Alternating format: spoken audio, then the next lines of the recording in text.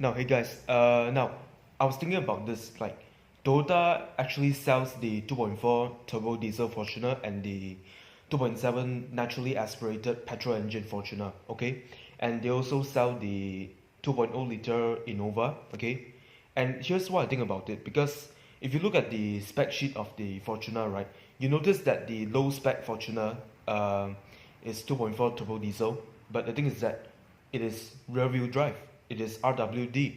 Now, I'm thinking, like, if you want to buy such a car that is in RWD configuration, it is pretty much a waste of money, because if you buy an SUV with RWD, it clearly shows that you don't intend to take that car for off-roading. So why spend so much of money to buy such a big car when you can actually get something smaller with, well, similar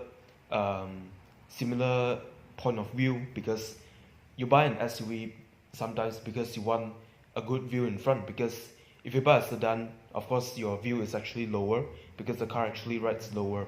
Now, I was thinking that Toyota UMW, right, Toyota Malaysia, they should actually remove the 2.4 turbo diesel rear wheel drive version from the lineup. And what they should do is that they should actually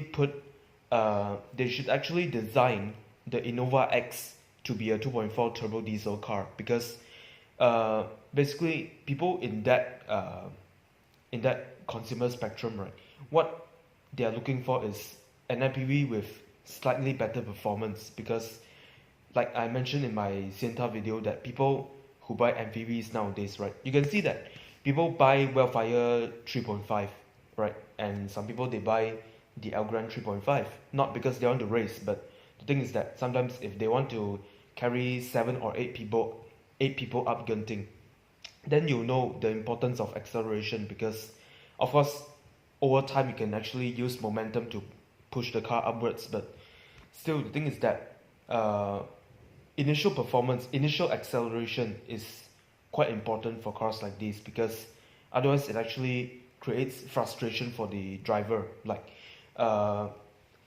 of course all these kind of cars, they don't handle well, okay? They don't handle like your Lotus or your maybe they don't handle as well as a Proton Preve. But the thing is that if they don't handle well and if they don't accelerate well, it creates a lot of frustration for the driver, right? So because people will buy a Fortuner, they of course they want to go for some off-roading, right?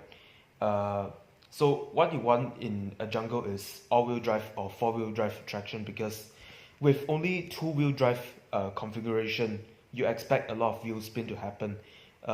If you're not careful, if you are driving too slow on mud, you may get stuck there. And with two-wheel drive traction, right, you're not able to get yourself out of the mud as effectively as a four-wheel drive vehicle, which is why when you get such a car, it's better to stick to four-wheel drive versions.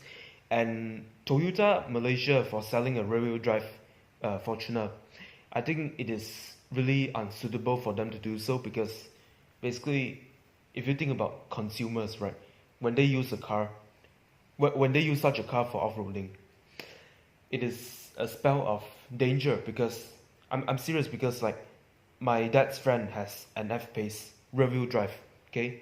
It's basically the one with the Ingenium engine, okay, the 2.0 turbo. So going up a steep muddy road, couldn't actually go up properly, but eventually they got down the car. They took another person's Hilux to go up, because the Hilux has four-wheel drive, okay? So with lesser wheel spin, it was able to go up the hill better than the F-Pace. The F-Pace was just stuck there forever. And yep. So yeah, basically I hope Toyota also watches this video of mine, because I think that my point of view is actually helpful for them, because otherwise consumers will be buying something wrong, okay? Because like buying a car, you take a 9-year loan, okay? Some people who are richer, they take a 5-year or 7-year loan. But the thing is that if you buy a wrong car, okay, that means you are spending 9 years with something that you didn't actually intend to have, right? So yeah, thank you guys. Bye for now.